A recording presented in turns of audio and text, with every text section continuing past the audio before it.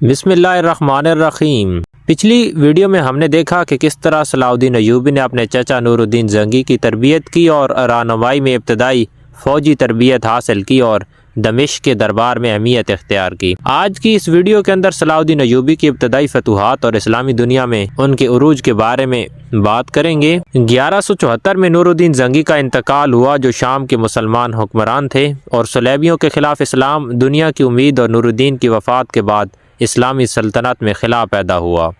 مختلف حکمرانوں نے درمیان اقتدار کی جنگ شروع ہو گئی۔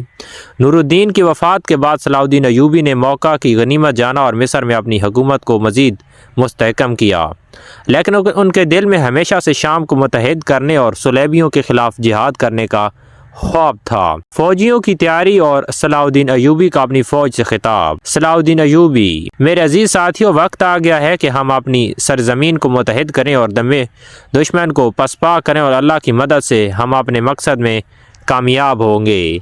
صلاح الدین ایوبی نے سب سے پہلے دمشق کی طرف پیش قدمی کی، اور جہاں نور الدین کے کم عمر بیٹے کی حکومت تھی، دمشق کے عوام نے بغیر کسی مزاحمت کے صلاح الدین کو خوش آمدید کہا، اور کیونکہ وہ انہیں ایک مضبوط اور نیک حکمران کے طور پر جانتے تھے۔ حلب کے قلعے کا منظر اور صلاح الدین ایوب کی فوج کا مارچ۔ دمشق کے بعد صلاح الدین نے حلب کی طرف رخ کیا، اور جو زنگی خاندان کے ایک اور رکن کے قبضے میں تھا۔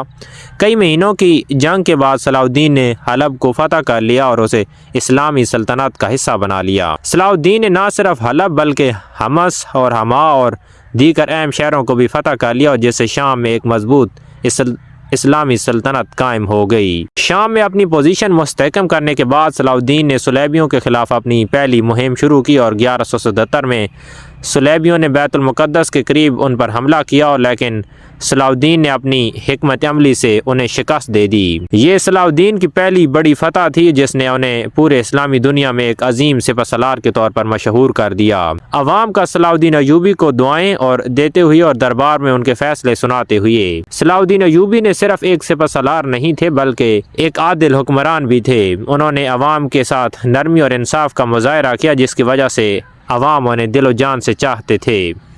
ناظرین، صلاح الدین ایوبی کے ابتدائی فتوحات نے انہیں اسلامی دنیا کا ہیرو بنا دیا، لیکن یہ تو صرف آغاز تھا۔ آگے کی قسط میں ہم دیکھیں گے کہ کس طرح صلاح الدین ایوبی نے بیت المقدس کو فتح کرنے کا عزم کیا اور صلیبیوں کے خلاف عظیم جنگوں کا آغاز کیا۔ اگر آپ کو یہ ایپیسوڈ پسند آئی ہے تو ہماری ویڈیو کو لائک کریں اور چینل کو سبسکرائب کریں، اور کمنٹس میں اپنی رائے کا اظہار ضرور کریں، اور اگلی قسط میں ملاقات ہوگی۔